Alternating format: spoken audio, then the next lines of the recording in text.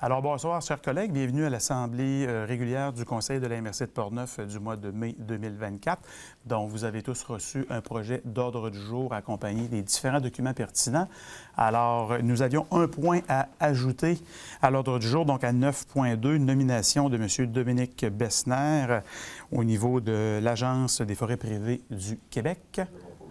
Alors, avec cet ajout, M. Bouillet fait la proposition de l'ordre du jour, ce qui nous amène au point numéro 2, au niveau de l'adoption du procès-verbal de la séance tenue le 17 avril 2024. Est-ce que vous avez des commentaires, questions? À défaut, j'aurais besoin d'une proposition pour adopter le procès-verbal. M. Claude Duplain. Ce qui nous amène à la première période de questions. Donc, je constate qu'il n'y a aucune question provenant de la salle. Point numéro 4, au niveau de l'administration de la MRC de Portneuf, donc 4.1, la liste des déboursés du 1er au 30 avril 2024. Est-ce que vous aviez des questions, commentaires, à défaut une proposition pour entériner le tout? M. Gladu.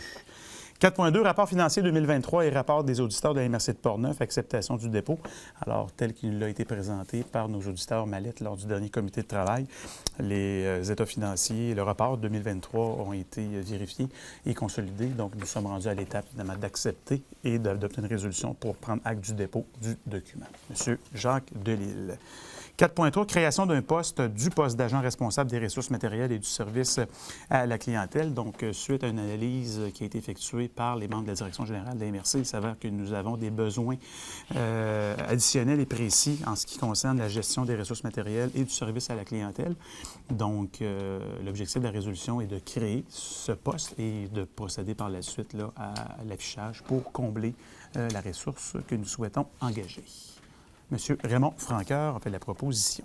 4.4, embauche de Mme Raphaël Gay au poste de cadre de greffière trésorière adjointe.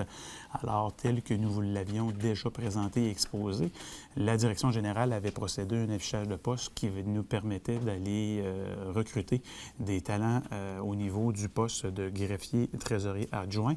Donc, au terme du processus d'analyse et des entrevues, la personne qui a été retenue et qui est recommandée, en fait, est Mme Raphaël Gay, qui entrera en fonction au sein de notre organisation au début du mois de juin. Donc, si le tout vous convient, M. Mario Leclerc en fait la proposition et nous allons évidemment souhaiter la plus des cordiales bienvenue à Mme Gay dans l'exercice de ses fonctions au sein de notre organisation. Ce qui nous amène maintenant au point numéro 5 au niveau de l'administration des territoires non organisés. Demande d'exemption de la contribution exigible pour fin de parc, de terrain de jeu et d'espace naturel pour la dernière phase du développement du lac Méguic. Donc, une demande qui nous avait été adressée. M. Lessard peut être exposer brièvement les tenants et aboutissants. Oui, mais en fait, c'est le promoteur d'un développement sur le pourtour du lac Méguic qui a demandé une exemption de la contribution pour fin de parc, terrain de jeu et d'espace naturel qui est exigée en vertu du règlement de lotissement des TNO.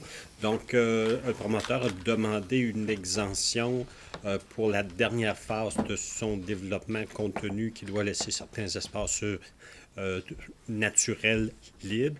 Le dossier a été étudié par la Commission de l'environnement qui vous recommande de refuser la demande d'exemption qui est demandée par le promoteur pour des raisons d'équité envers les autres dossiers qui sont traités par la MRC, mais aussi en vertu des dispositions réglementaires qui sont contenues à l'intérieur du règlement de lotissement.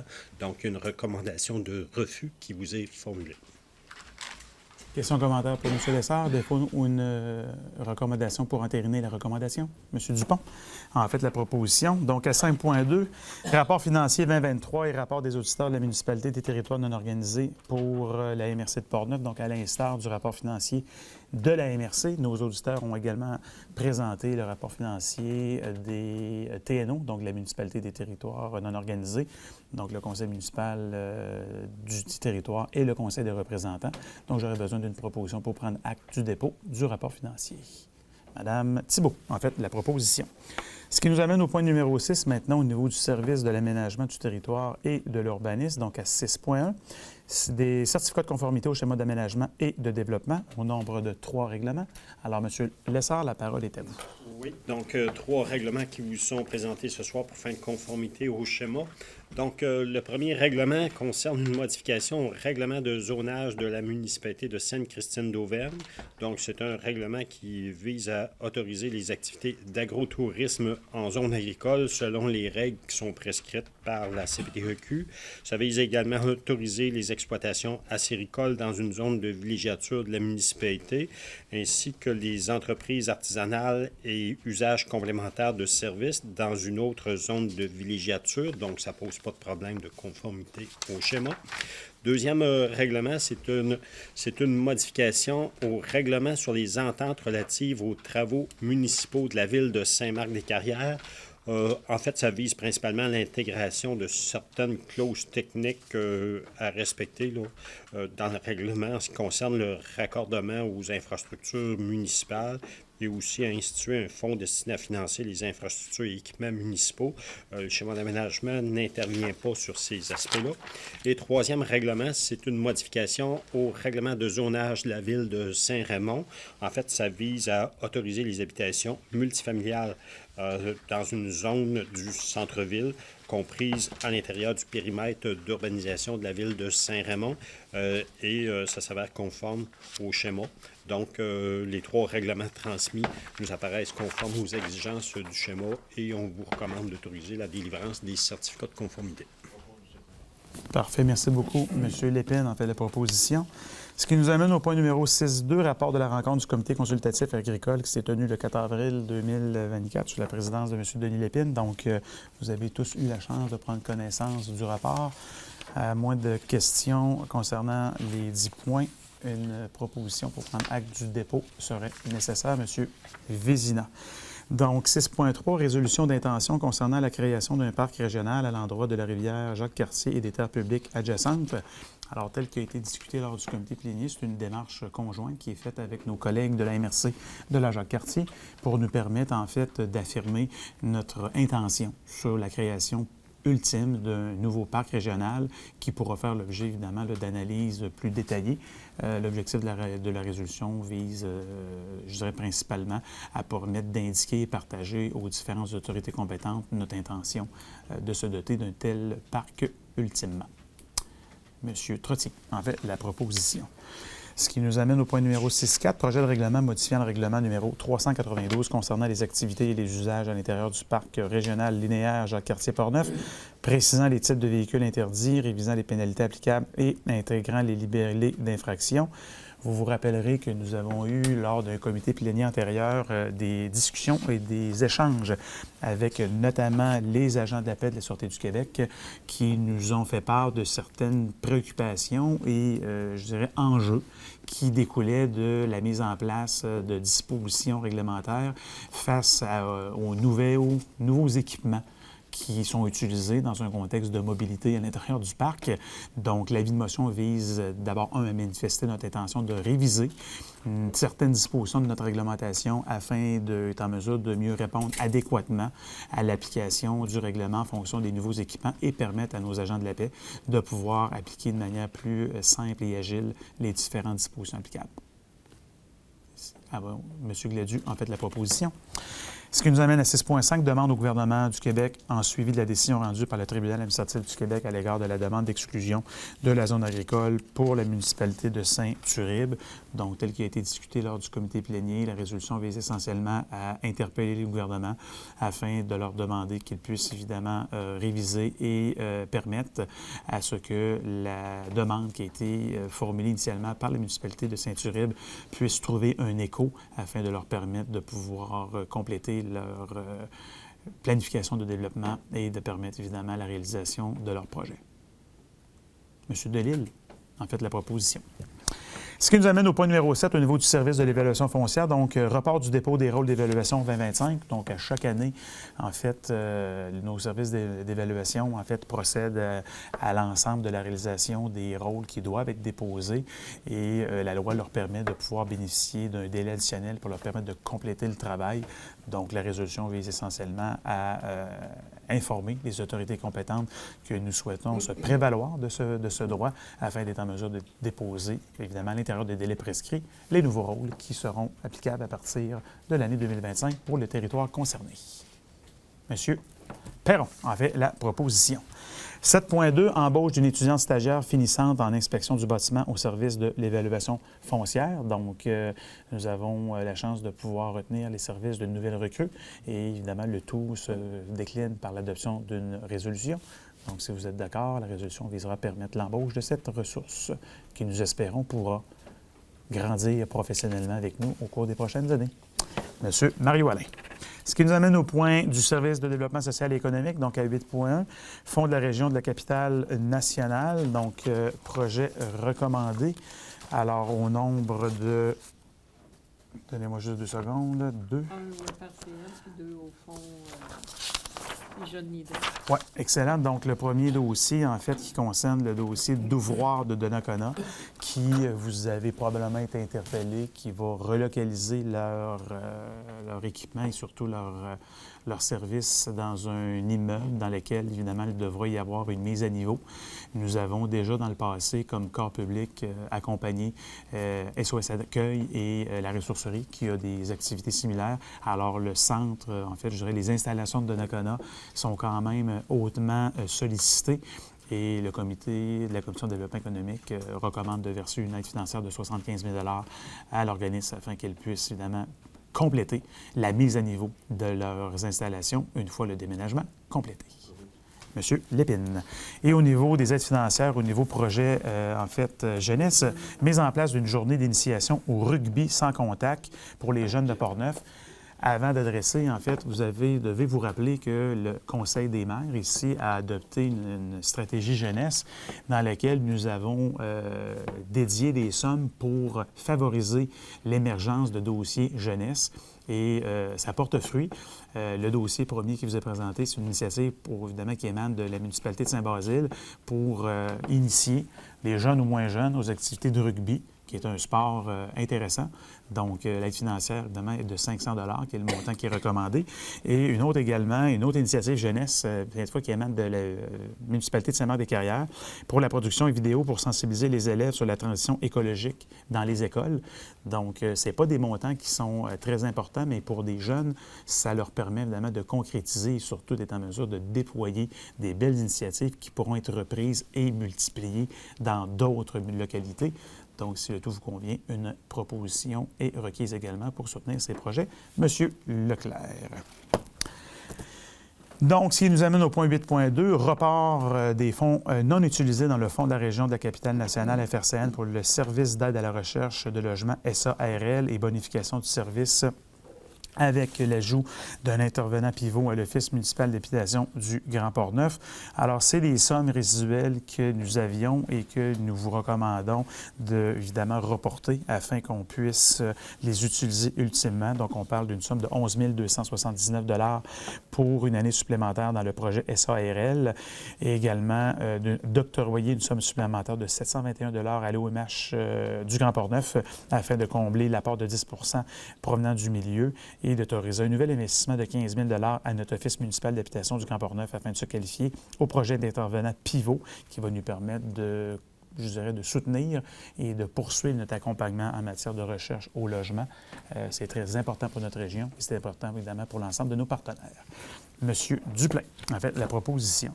Ce qui nous amène à 8.3, demande d'aide financière diverses adressées à la MRC, dossier recommandé par les membres de la Commission économique et sociale, donc un dossier qui émane, en fait, pour un tournoi de balles molles qui aura lieu dans la ville de Saint-Raymond, concernant, en fait, des personnes qui font une campagne de financement pour acquérir des équipements qui sont nécessaires dans leur vie utile. C'est des gens, évidemment, qui ont certaines limitations fonctionnelles et autres. Donc, le montant qui est recommandé, 500 $ pour leur événement. Monsieur Bouilly, en fait, la proposition. 8.4, comité d'investissement commun, adoption des projets. Donc, au nombre de 4. Donc, le premier projet concerne en fait une subvention, soutien à la création d'une nouvelle entreprise. Alors, un montant de 2 620 qui concerne le fonds de soutien aux entreprises volet 1 à l'entreprise aux petits soins de Julie. Deuxième projet qui concerne en fait un prêt FLI-FLS concernant un soutien aux entreprises pour des projets d'expansion, donc pour une entreprise située à Pont-Rouge. Troisième projet également un prêt FLI-FLS pour une entreprise située dans la municipalité de Deschambault-Grondines. Et le dernier dossier, et non le moindre, pour une subvention de 3 825 $ pour un soutien aux entreprises en matière de technologie de l'information à l'entreprise Machinerie lourde Saint-Raymond. Alors, si le tout vous convient, une proposition est requise. Madame Thibault. Fonds de soutien au projet structurant de la MRC de Portneuf à 8,5 maintenant. Donc, vous avez la nomenclature des différents projets. Donc, au niveau du volet local, premier projet de la Corporation de développement de Deschambault-Grondines pour Cœur Forain, un montant de 9 000 $ qui est recommandé. La municipalité de Saint-Hubal pour l'aménagement d'un terrain de volley-ball, un montant de 11 000 $ qui est recommandé. Corporation de développement de Deschambault-Grondines pour la forêt nourricière du Cœur villageois de Deschambault pour une aide financière de 5 000 $ recommandée. Municipalité de Saint-Uribe, programmation musicale dans l'église de Saint-Uribe pour un montant de 9 000 $ recommandé. L'Association nautique de Lac-Sergent pour une bonification des infrastructures du parcours de pratique et de compétition canoë-kayak pour un montant de 4 762. Et Café Ringo, créer des liens, une année d'activité au Café Ringo pour un montant de 9 000 $ recommandé. Maintenant, au niveau du volet événements touristiques, donc le raid du Bras-du-Nord pour un montant de 9 600 $ recommandé. Et l'art et saveurs, toujours dans le dossier route art et saveurs, montant demandé et recommandé 7 560. En fait, pas demandé, mais recommandé 7 560 $. Est-ce que j'ai une proposition? M. Bédard, pour l'ensemble des projets. À 8,6, Alliance Québec Vélo de montagne. Donc, demande de participation financière, signature de l'entente. Donc, c'est l'investissement de 15 000 $ que nous versons année après année, qui nous permet à notre région et aux autres régions limitrophes d'offrir des activités de haut niveau. C'est la publicité, même à l'international, pour le vélo de montagne. Et qui amène évidemment des retombées directes et indirectes sur l'ensemble de notre magnifique région. Madame Baillargeon, en fait, la proposition. 8,7, coopération d'initiation à l'entrepreneuriat collectif de Portneuf, demande de participation financière, donc une somme de 5 000 $. Donc, c'est 1 000 $ pour chacun des CIEC. Donc, on parle de coopération d'initiation à l'entrepreneuriat collectif. Donc, à chaque année, en fait, nous sommes interpellés. Donc, c'est une reconduction de l'aide financière que nous leur octroyons. Monsieur Vézina, en fait. Oh, une question? Oui. La séance est filmée, j'en profite pour préciser le fait que les CIEC sont en recherche de coordonnateurs, puis ça manque grandement. On a un problème, ça peut devenir critique pour la survie de la CIEC Saint-Basile, Sainte-Christine d'Auvergne, mais je pense que le problème est aussi dans d'autres municipalités aussi. Parfait, donc, merci. S'il y a des gens intéressés, contactez le service des loisirs des municipalités pour soumettre votre candidature. Le message est passé. Merci. Merci beaucoup, M. Vézina. Moi, je propose. Alors, M. Bouillet propose. Merci beaucoup.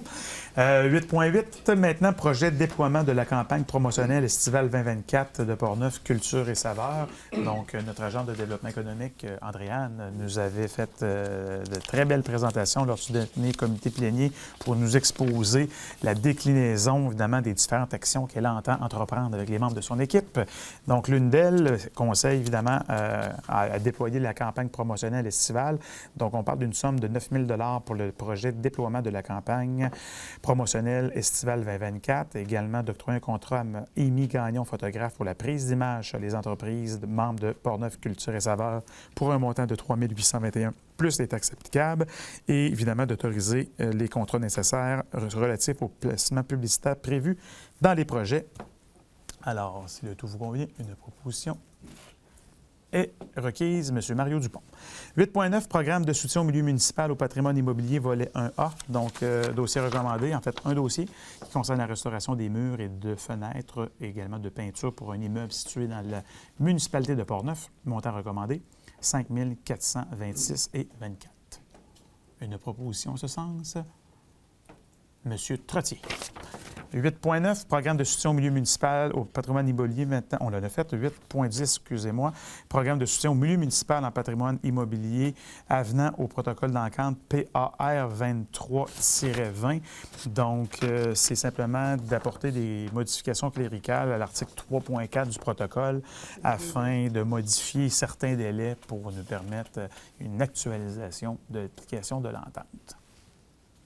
Madame Thibault, en fait, la proposition. 8.11, renouvellement de l'entente espace d'accélération et de croissance techno-tandem de la région de la Capitale-Nationale 2024-2025, donc autorisation signée. Vous savez que nous avons déjà depuis quelques années une participation à l'entente techno-tandem qui permet à nos entreprises portnevoises de profiter de l'expertise, notamment de Québec international, mais également de différents partenaires, le MEI. Et en fait, le ministère contribue fortement à cette campagne, à cette entente au montant de 400 000 $ avec d'autres partenaires, incluant les différentes MRC de la Capitale-Nationale et la Ville de Québec. Donc, la part qui revient à la MRC de Portneuf est de 8 929 $ sur un budget global de 670 000 $. Alors, on vous recommande fortement d'adhérer et de pouvoir permettre d'offrir à nos entreprises ce tremplin et surtout l'accessibilité aux ressources qui sont disponibles via cette entente. À vous voir. Alors, M. Delisle, en fait, la proposition. 8.12, plan de mobilité durable intégré, PMDI, pour le territoire de la MRC de Portneuf.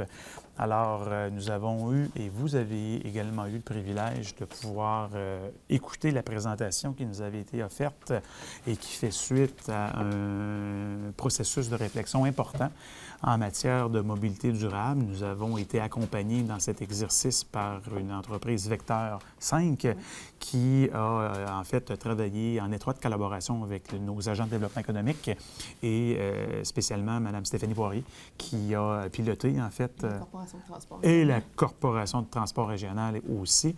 Donc, l'ensemble des acteurs ont été mis à partie et le plan de mobilité durable intégré est une première pierre d'une fondation pérenne que nous souhaitons mettre en place pour additionner d'autres mesures qui vont favoriser la mobilité. Alors, la mobilité se décline pas simplement par du transport collectif. Il peut y avoir évidemment du transport encore en voiture, il peut y avoir du transport en vélo, il peut y avoir du transport à pied, il peut y avoir évidemment une amélioration de notre transport collectif. Donc, c'est un ensemble de mesures, du covoiturage, des pistes cyclables. Donc, la planification régionale va assurément permettre évidemment un outil de réflexion pour les personnes qui seront interpellées afin de poursuivre le déploiement des différentes actions. Donc, c'est la première étape qui devait être déterminante et cruciale que nous avons travaillé et que nous vous demandons évidemment maintenant d'adopter. Par la suite, nos équipes auront la tâche de s'assurer de son déploiement et de sa réalisation en fonction d'un échéancier et de budget que nous aurons à déterminer ultérieurement. Alors, Mme Baillargeon, en fait, la proposition. Merci beaucoup. Ce qui nous amène aux dossiers régionaux, donc à 9.1, Fondation Santé Portneuf demande de partenariat pour la campagne automnale 2024. Alors, vous savez que la MRC de Portneuf, en fait, est un partenaire de longue date avec la Fondation de Santé. Nous avons accompagné notre fondation parce que je tiens à le rappeler que c'est notre fondation. La Fondation de Santé a un objectif ultime d'améliorer et de bonifier l'offre de soins et de services que nous pouvons offrir à nos citoyennes et citoyens. Et pendant les dernières années, la Fondation avait une activité sportive qui est un tour de vélo de notre extraordinaire MRC et face évidemment au renouvellement et surtout à l'offre diversifiée que la Fondation entend proposer.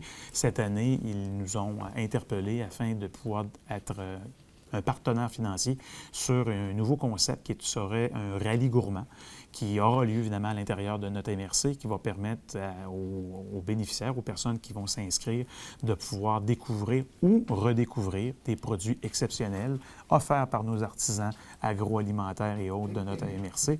Donc, la résolution vise à, en fait, confirmer notre adhésion à ce projet-là et d'octroyer une somme de 10 000 $ comme partenaire financier important pour majeur pour ce projet qui devrait se décliner cet automne. Sachez que nos équipes sont déjà impliquées parce qu'on souhaite travailler sur ce projet en toute collaboration avec notamment la table agroalimentaire de la MRC. Notre agente de développement agro, Mme Andréane Bélan, est également sur ce dossier-là pour nous assurer d'optimiser le rayonnement et surtout l'implication de nos entreprises. Et nous sommes convaincus que ce sera un grand succès gourmand et qui va permettre à notre fondation de pouvoir recueillir des sommes d'argent importantes à la poursuite de leur mission et de réinvestir le tout dans des équipements de santé et autres de la région. Et pour celles et ceux qui seraient un petit peu déçus que l'activité sportive a été en fait remplacée par une activité gourmande, on nous informe qu'en 2025, le vélo sera de retour.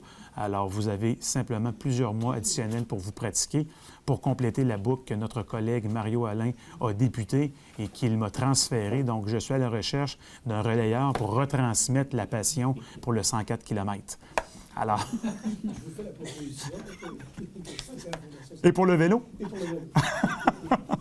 Excellent. Donc, M. Marionnet propose. Merci beaucoup. Alors, ça nous amène maintenant au rapport des comités et commissions. Point 9.2. Ah, excusez-moi, oui, 9.2. Donc, la nomination de M. Dominique Bessner au conseil d'administration de l'Agence des forêts privées du Québec. Alors, une proposition en ce sens. M. Perron, en fait, la proposition. Donc, nous sommes rendus au point numéro 10 au niveau des rapports comités et commissions. Commission de l'aménagement et de développement du territoire. Mardi prochain. Commission de développement social et économique, nous nous sommes rencontrés et les points ont fait l'objet de résolutions ce soir. Commission d'environnement. On les rencontre en avril, les points étaient présentés en résolution ce soir. Merci, M. Bédard. Commission d'administration, il n'y a pas eu de rencontre. Sécurité publique, non, il n'y a pas eu de rencontre dans les derniers mois. Comité de sécurité incendie, non plus. On va se réunir prochainement pour discuter notamment du forum incendie que nous souhaitons tenir au courant de l'année. Transport régional. Prochaine réunion, juin, début juin. L'Assemblée générale annuelle s'est tenue récemment à Cap-Santé. Je tiens d'abord à souligner la nomination et la reconduction des membres du conseil de la MRC comme administrateurs. Je pense qu'on a honnêtement un conseil renouvelé. Les gens de la corporation ont présenté leur bilan. La reprise, évidemment, des activités est en croissance. Alors, après la période difficile que l'ensemble des sociétés de transport du Québec et du Canada ont vécu avec la pandémie, évidemment, un déclin. Et là, on voit que la courbe reprend, évidemment, son ascension. Et la corporation a pris, évidemment, l'engagement de proposer, en partenariat avec le Conseil des représentants, de nouvelles opportunités afin d'améliorer, de bonifier et d'offrir une offre de services diversifiée en matière de transport collectif. Alors, vous allez assurément être interpellés comme maire de chacune de vos municipalités et villes afin de pouvoir travailler avec le déploiement de projets, peut-être juste des fois de la consolidation. Vous avez tous des activités, comment que notre corporation de transport peut être encore plus présent. Puis je profite de l'occasion pour remercier l'excellent travail qui a été réalisé au cours de la dernière année par leur directeur général, Maryse Perron, et leur président, M. Barrette, qui, en fait, ont été des partenaires, je dirais, naturels, à l'écoute et qu'ils ont, je pense, relevé haut la main les différents défis que le Conseil des représentants leur avait interpellés et qu'on va travailler dans une relation pérenne avec eux, avec l'adoption du PNDI que nous allons assurément déployer en étroite concertation avec eux. M. Claude Duplan fait la proposition? Ah, excusez-moi, il n'y a pas de proposition, désolé. Oui. On doit être assez bien géré parce que, contrairement à ce qu'on entend, nous, on n'a pas fait de déficit dans l'organisation. Exact. Notre corporation, absolument, est excédentaire. C'est bon. Bon point, Claude. Alors, Régie régionale de gestion de matières résiduelles, point de particulier. Forum des élus de la capitale nationale, pas de rencontre. Alors, ce qui nous amène aux affaires nouvelles, intervention des représentants. Est-ce que vous aviez des choses à partager, M. Bouillet? Oui, simplement pour réitérer les remerciements de la municipalité de Chambourg-Grondines, à tous les collègues maires maristes qui étaient présents hier soir, qui ont pu se libérer pour être avec nous lors du dévoilement de la vision stratégique 2024-2030 de notre parc industriel et aussi du dévoilement de la nouvelle identité du parc, qui sera désormais connu sous le nom de parc éco-industriel Thérèse Sauvageau, du nom d'une grande artiste de Chambourg-Grondines qui a laissé sa marque dans notre collectivité, mais également dans l'ensemble de la région Port-de-Boise. Alors, je tenais à vous réitérer encore une fois les remerciements. C'était vraiment chic de votre part, là, pour tous ceux qui ont pu se présenter, de partager ce moment-là avec nous. Ça a été vraiment très apprécié. Monsieur le préfet, d'ailleurs, votre intervention résonne encore dans l'air de Deschambault-Grondines. Vous avez marqué les esprits.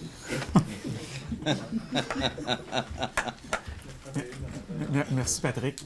Merci, Patrick, mais je vais prendre la balle au bon. Je tiens d'abord, à souligner l'excellent travail de Patrick. Vous savez, écoutez, on est toujours, en fait, on est des mandataires de nos prédécesseurs. Donc, un parc, comme nous le connaissions à Deschambault-Grondines, est constitué de grandes entreprises, de grandes industries. Ça faisait partie de sa mission initiale, et d'entreprendre une réflexion sur l'identité du parc, mais surtout de ses déclinaisons potentielles pour donner un souffle différent à un parc industriel.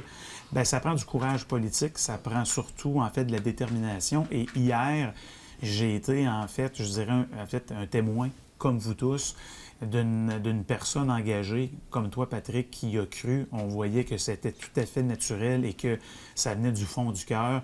La présence de son père, Jacques, qui a également été préfet de l'Université de Portneuf, qui était évidemment dans les premiers bâtisseurs de ce magnifique environnement industriel, était également là.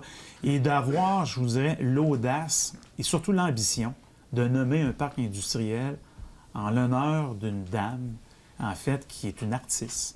Alors, Mme Thérèse Sauvageau, je pense que c'est un clin d'œil identitaire de notre région, d'être capable de communier l'industrie avec le patrimoine et évidemment l'aspect culturel. Bien, c'est tout à l'honneur de Deschambault-Grondines et ça nous permet de rayonner à l'extérieur de la capitale nationale. Donc, félicitations, Patrick, avec l'ensemble de tes membres du Conseil. Vous avez adopté une approche visionnaire et hyper respectueuse du passé, puis d'avoir souligné la présence de Mme Hamelin et de M. Sauvageau, des représentants de la famille de Mme Thérèse Sauvageau. C'était touchant puis c'était très humain. Alors, bravo, félicitations, mon cher. Alors, oui, Claude. Sans vouloir rajouter, j'étais pour dire, je trouve ça extraordinaire, justement, et félicitations à Deschambault d'avoir fait ce virage-là. C'est même un peu baveux. Donc, dans le système d'aujourd'hui, je trouve ça extraordinaire, c'est avant-gardiste, puis d'avoir donné ce nom-là en plus du virage éco. Je pense à d'autres parcs dans la province qui ont fait ce genre de virage-là. À long, ça va être profitable pour Deschambault et pour la région de Portneuf. Monsieur Pagé? Oui, de pas sans savoir que le ville de Luna, c'est le relais pour la vie dans Portneuf. Ça se tient dans le parc à Donnacona comme toutes les années. Fait que la directrice, l'organisatrice, aimerait que toutes les villes apportent leur drapeau pour faire le premier tour de piste. Vous n'êtes pas obligé de la mer qui vienne. Ça peut être un conseiller, ça peut être un tour de piste avec le drapeau de la municipalité dans votre ville. Je vous invite donc à participer pour cet événement. Également, s'il y a des villes qui peuvent commanditer un tour de piste, vous pouvez prendre contact avec Mme Lucie Côté au numéro 418-284-4044. Ça fait que c'est un tour de piste. Ceux-là qui ont déjà assisté à ça, pas de tour de piste-là, mais ce relais-là, c'est émouvant. Parce que quand les cornemuses arrivent, là, c'est impressionnant. Ça vient nous chercher.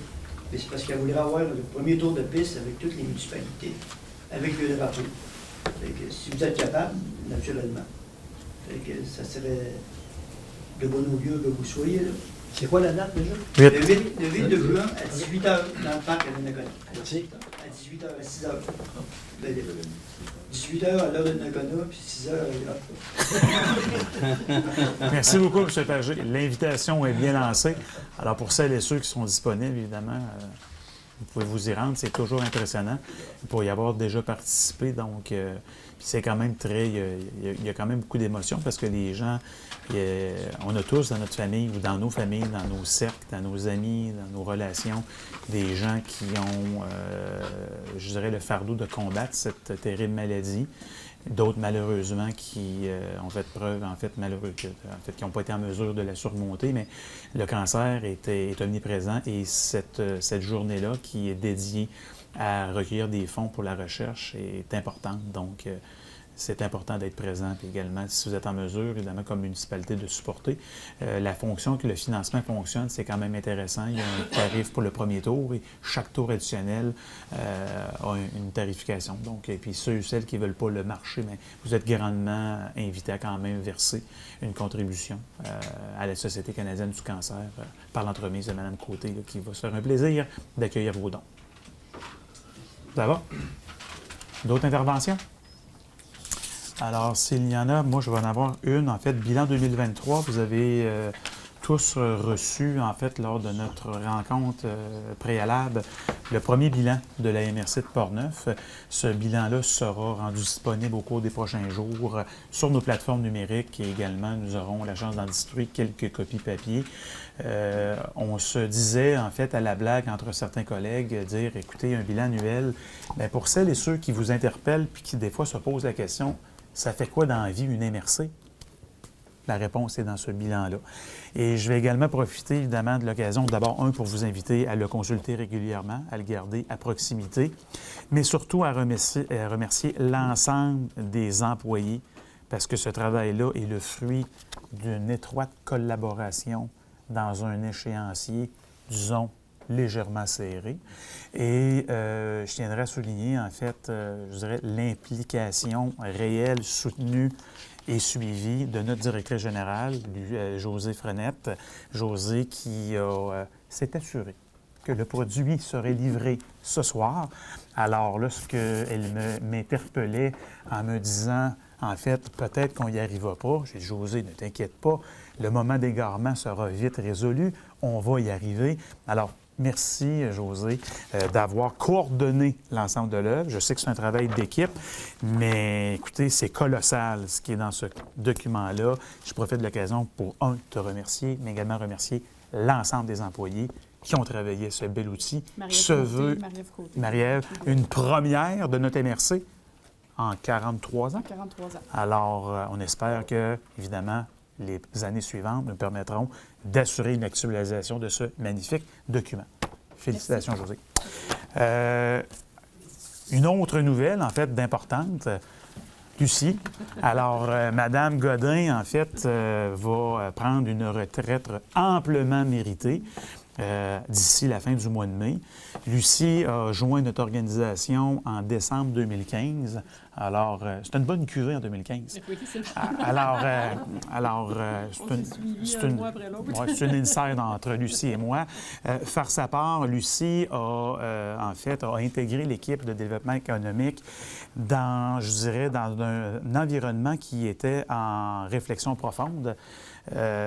Pour ceux et celles qui étaient avec nous à l'époque, on avait évidemment un CLD qui était en place depuis des années et le Conseil de représentants avait décidé d'insuffler une voie nouvelle, une nouvelle approche qui nous permettrait, selon nous et notre compréhension, d'avoir une meilleure, ou du moins une intervention différente et plus ciblée sur les différentes actions en développement économique. Et on avait besoin d'une ressource expérimentée, visionnaire et qui était capable d'être à l'écoute des différents enjeux politiques des époques.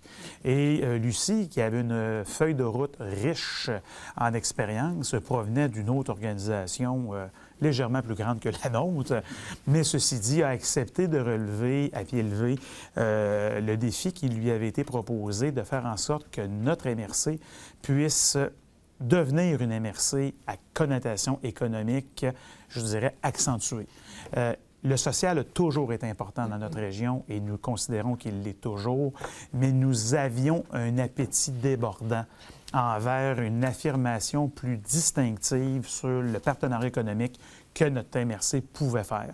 Et bien, Lucie, merci parce que tu as non seulement contribué à cette vision, mais également à cette percolation envers nos différents agentes et agents pour que tous ensemble, nous ayons un réflexe que l'investissement, le support à nos entreprises, que ce soit en économie sociale ou en économie pure, donne des retombées intéressantes, améliore la qualité de vie des citoyennes et des citoyens de Portneuf, contribue à notre notoriété à l'extérieur de la région, mais à l'intérieur de la capitale nationale. Et c'est en grande partie grâce à toi que nous pouvons aujourd'hui, en 2024, affirmer haut et fort et sans aucune gêne que la MRC de Portneuf a une place stratégique et crédible dans l'ensemble des discussions qui interpellent des enjeux de développement économique, que ce soit avec nos partenaires de la CMQ, de Québec international, le ministère du Développement économique. Simplement comprendre le nombre de programmes qui nous ont été confiés au cours des 10 dernières années, dans lesquels la MRC et Lucie ont toujours répondu présent. Bien, c'est une preuve incontestable de ton grand succès. Alors, bonne retraite. Merci. Évidemment, la bonne nouvelle, c'est que tu es à côté de la MRC, donc tu seras toujours la bienvenue pour venir nous saluer. Et puis, écoutez, nous allons t'attendre avec les bras ouverts. Alors, merci beaucoup, Lucie, Merci à vous. pour l'excellent travail.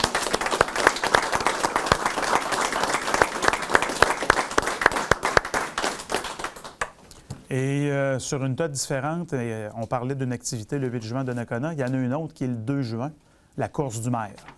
Alors, pour celles et ceux qui pensent qu'ils ont encore des défis à se donner, je vous invite personnellement le 2 juin à 10h ou à 10h30. Il y a différents formats. Il y a le 1 km, généralement destiné pour les moins de 12 ans. Il y a le 5 km. Il y a, non, mais écoutez, vous pouvez prendre la formule que vous voulez. Il y a le 10 km, il y a le 21,1, le demi-marathon. Alors, Jean-Claude participera à cette course.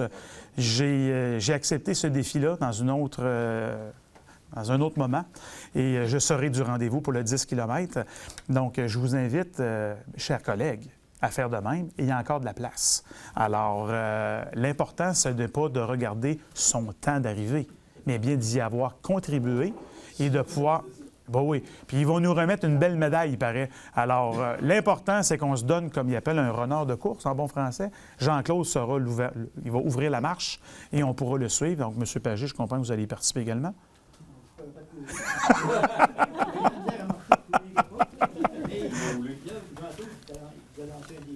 Oui. Je peux courir avec lui. Et moi, je lancerai un défi au directeur de la ville, parce que Sylvain va courir aussi. Mais Sylvain, c'est le 21 km. Oui, Sylvain d'une autre catégorie. Oui.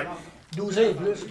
Mais je veux assurément avoir... Le parcours est magnifique pour votre gouverne. Là, c'est des boucles de 5 km, donc c'est accessible à tous. C'est rien. Alors, je vous le dis, si vous êtes là, on pourra se donner rendez-vous le 2 juin, partir toute la gang ensemble. On est très disciplinés. S'il y a un 10 mètres, je vais être là. Claude, Je seconde. un 10 mètres à la fois. Tu serais bon, Claude.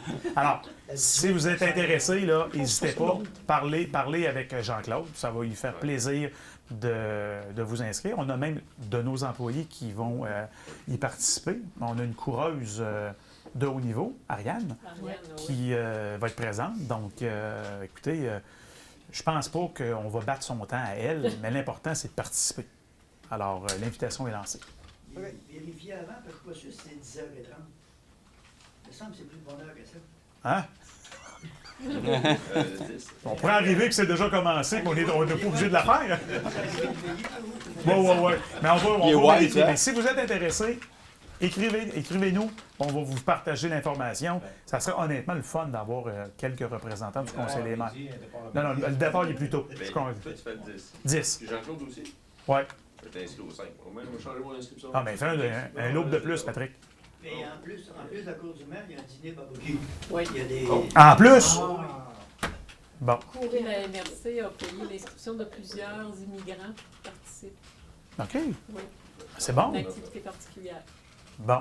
Fait que là, écoutez, là, le défi est lancé. On vous attend en grand nombre. Super. D'autres activités à souligner dans notre magnifique région au cours des prochaines semaines? Alors, ça complète... Oui, Tony? Alors, une proposition pour lever l'Assemblée. Donc, je vous invite à noter à vos agendas les 2 dates, évidemment, pour le prochain comité plénier. Et d'ici là, je vous souhaite une agréable fin de soirée et on se dit à bientôt. Mois du jour, oui. Après la course, Ouais. Alors, bonne soirée.